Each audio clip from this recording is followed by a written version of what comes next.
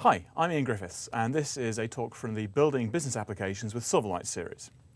In the previous talk, we showed how to print individual pages of content, but now we're going to look at how to extend that and print multiple pages. So often you'll have content that spans across multiple pages, and that means we have to break it up into multiple pieces. And from a programming point of view, the API makes this pretty straightforward. There's just a property we set on the event argument that gets passed into our print page handler. So as we saw last time, we create a print document, we hook up a handler to the print page event, and that handler will be invoked when Silverlight is ready for us to print a page of content. The only extra thing we have to do to go multi-page is to set the has more pages property to true, and then we'll get another event. And each time we set that to true, it'll keep calling us back until we stop. So the tricky bit is working out how to paginate things in the first place. Silverlight doesn't really do anything for us here because it doesn't know what the best way to split our content up is. We have to write code that makes that decision. Now, if you're generating a fixed layout where you know exactly how tall each item is, so for example, maybe you're laying things out in a grid where you've got a fixed spacing for all the rows in the grid, then it's relatively straightforward to work out how many items will fit. However, it's not always that easy because you might want to size items to content. So in the context of our example application, remember what we're printing out here is the user's schedule for a particular event. They've chosen a set of events they'd like to attend, they've picked talks from a particular event, and they've added that to their schedule, and they want to print that out. And the exact size of the item is going to depend on things like the title, the number of items they got grouped into a particular time slot, the length of the abstract, and so on. So it's going to depend on a number of things that may not be easy for us to know up front. So ideally what we'd like to do is measure the content using Silverlight's layout mechanisms. And we can do this to calculate what will fit at runtime, but it requires a little bit more work. So the principle is this. We're going to use Silverlight's built-in layout system to do most of the work for us. So Silverlight always goes through a couple of phases of layout when you have a user interface on the screen. There's the so-called measure phase and the arrange phase.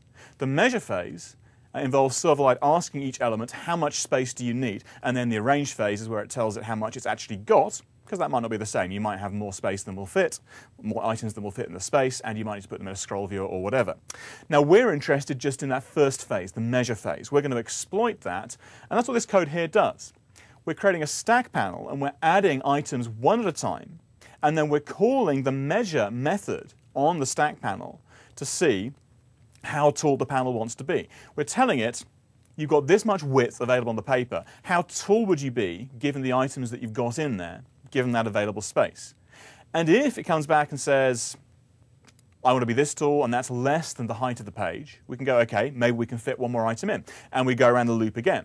So we keep tentatively adding items. And eventually will come a point where the stack panel will be taller than the space available. It will add like the 12th item or something, and it will say, I now need to be 14 inches tall. And it's like, OK, we've only got 11 inches of space on the paper. We've obviously overshot now. And when we hit that point, we just take out the last item we added and say, OK, we'll go back to the point where everything still fits. And we call that a page. And then we set the has more pages flag to true. And then we'll go around again for the next page. And we simply have to keep track of how many items we've shown so far. And then we can generate items one page at a time. So the code we've got right now is just printing a single page. So this is from the previous example. We're populating an items control, and we're wrapping it in a view box to squash it to fit in the event that it gets too big. But now we're going to do things slightly differently. We're not going to ask it to squash things down to fit. Instead, we're going to add items one at a time. Now, things will actually be slightly simpler if we use a stack panel rather than an items control, because the slight issue with an items control is it relies on a data template to populate itself. And actually, data template loading doesn't necessarily happen immediately. Silverlight will often defer certain things like template instantiation, and we can't necessarily guarantee that the template is loaded by the time we want to ask how much space will be taken. You can find things will not work right. So we're going to avoid using data templates here and use a slightly simpler approach of creating a stack panel to host the items.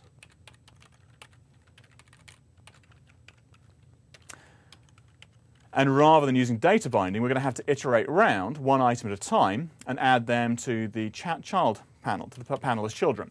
So remember, we need to keep track of how many we've done so far across the whole printing process and be able to carry on the next page from where we left off in the current one. So I'm going to declare a variable outside of this event handler scope. I'm going to declare it at the outer scope, so this will keep track of the page count across multiple raising of the print page event.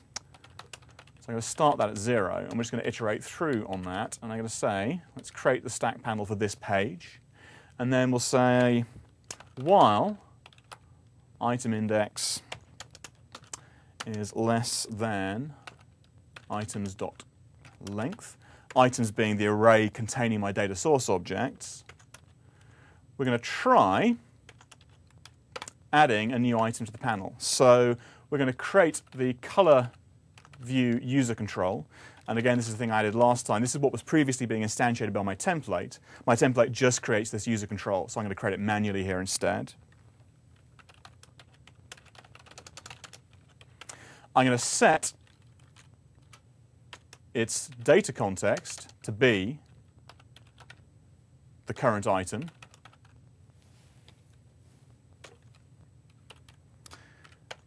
And then I'm going to add that to the panel. So item host.children.add item container. So now I want to know how tall that stack panel is going to be. So I'm going to call the stack panel's item host.measure method. As I say, normally Silverlight would call this for me, but I'm calling it manually because I want to see what the results of layout would be with the current contents. So we pass in a size object. Now I want to tell the panel how much width it's got because I need it to work out how tall the thing will be based on a specific width. Obviously, the wider the paper, the less height is likely to be required because we can fit more information across, making the individual items need less space vertically. So it needs to know how much space there is. So I'm going to use the page event arg's printable area here to work out how much space we've got from left to right on the printable part of the page. That's going to be the horizontal constraint that I pass into the stack panel. Vertically, I don't want to constrain it. I'm going to pass it a height of double dot positive infinity. Literally an infinite amount of space as far as it's concerned. So this is what we call unconstrained layout. When you pass in a positive infinity as a value in either the vertical or horizontal direction, that's called unconstrained layout. And we are asking the panel to work out how much space it needs. In effect, we're asking for what we call the size to content behavior. That's what elements are required to do when they're unconstrained. Rather than trying to work out how they're going to fit in the space they've got, they work out how much space they'd like, and then we can work out whether we've overfilled it by looking at the desired size property of the item's host. We can say if, having measured the item, if the desired size height is greater than the printable area height, then we have overshot. We've added more items than will fit. And so we can just remove the last item we added, which was the item container, and we can break out of the loop. Otherwise, just add 1 to the index and go round again. Now, if we got to this point, it means we've not used up all the children yet. We've not added all the children to the page, so we must have more items to come. So in this particular case, we have to set the has more pages property to true to say, we're not done yet. Please call me back again. And then I can delete most of this, and I can just make the visual that we print out be the item host, the panel that contains all the items I just created. One extra thing I still have to do. There is a bug in this code, which is if we end up with an unusually large element or an unusually small piece of paper, an unusual form factor of printer, for example, then if someone's printing an envelope, that could easily happen, then we might have a problem where we hit this case straight away on the first item.